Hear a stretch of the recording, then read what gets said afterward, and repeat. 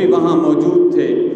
تو بشیر بن سعد رضی اللہ تعالی عنہ نے عرض کیا یا رسول اللہ صلی اللہ علیہ وآلہ وسلم، سلام تو آپ کی ذات پہ ہم ہر وقت بھیجتے رہتے ہیں، سلام تو ہر وقت ہم نماز میں، پانچوں نمازوں میں، تشہد میں آپ پہ سلام بھیجتے رہتے ہیں، لیکن یا رسول اللہ صلی اللہ علیہ وسلم سلام تو اکثر ہم بھیجتے رہتے ہیں نمازوں کے اندر، تشہد کے اندر، یا رسول اللہ صلی اللہ علیہ وآلہ وسلم درود کا کیا مطلب ہے؟ درود کون سا بھیجنا چاہیے؟ بخاری شریف، مسلم شریف، سیاستہ کی اکثر کتابوں میں یہ حدیث آ رہی ہے، ریاض الصالحین میں بھی یہ حدیث آ رہی ہے۔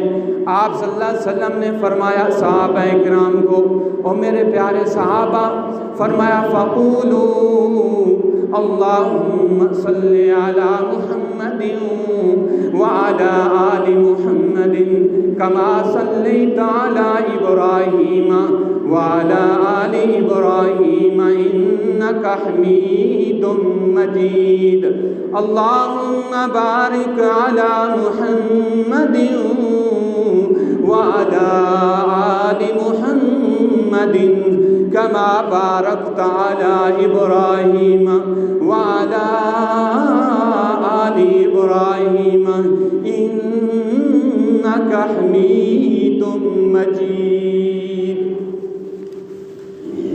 آپ نے فرمایا میرے پیارے صحابہ کی جماعت، اے سعد، اے عبداللہ ابن مسعود، اے فلاں صحابی، یہ درود تو اس طرح بھیجنا ہے۔ آپ نے پورا درود شریف، درود ابراہیمی پڑھ کے بتا دیا۔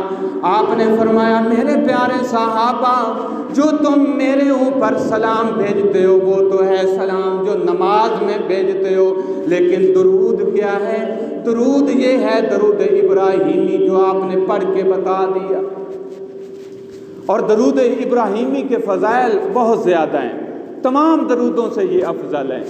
مختلف صیغے آتے ہیں حدیث پاک میں درود شریف پڑھنے کے مختلف، لیکن زیادہ افضل جو درود شریف ہے جو پڑھا جاتا ہے، وہ افضل ترین جو درود شریف ہے وہ درود ابراہیمی ہے۔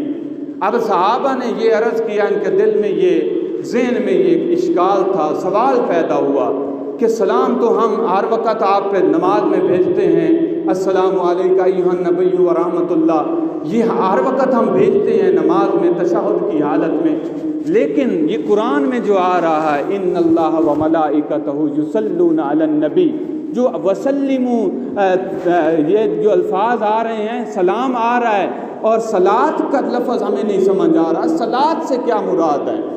تو آپ نے پورا درود شریف پڑھ کر بتا دیا کہ صلاۃ سے مراد یہ ہے، یہ درود ابراہیمی ہے جو یہ تمہارے لیے پڑھنا چاہیے۔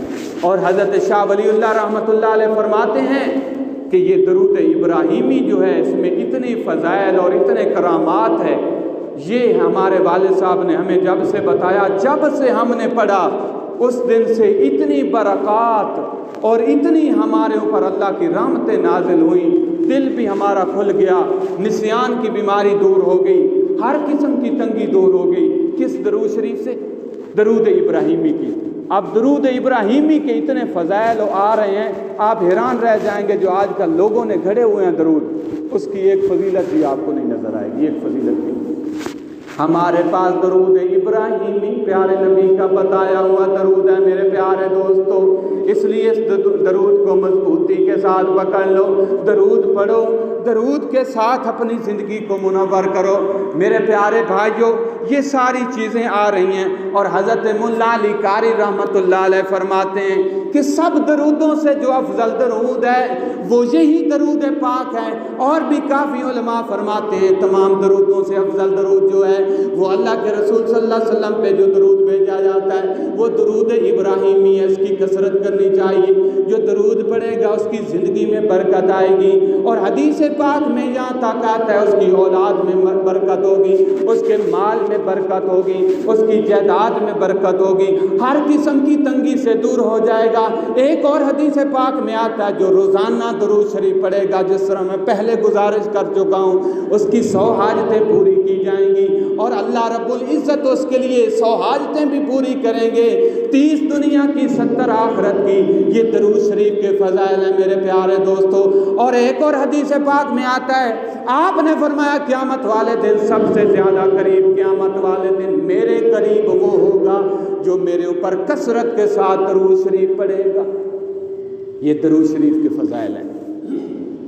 کوئی گھر میں مسئلہ بن گیا ہے، پریشانی ہے، گائے جو ہے دودھ نہیں دے رہی یا بھینس دودھ نہیں دے رہی، آپ اس کے چارے پہ درود شریف پڑھ کے پھونکا ماریں، سورۃ فاتحہ پڑھیں، سورۃ فاتحہ سے پہلے اول آخر درود شریف پڑھیں 3 مرتبہ، تو اس کے اوپر وہ پڑھ کے آپ پھونکا ماریں، پھونک ڈالیں تو اللہ تعالیٰ برکت عطا فرمائے گا، وہ گائے ٹھیک ہو جائے گی، اس کی ساری پریشانی دور ہو جائے گی۔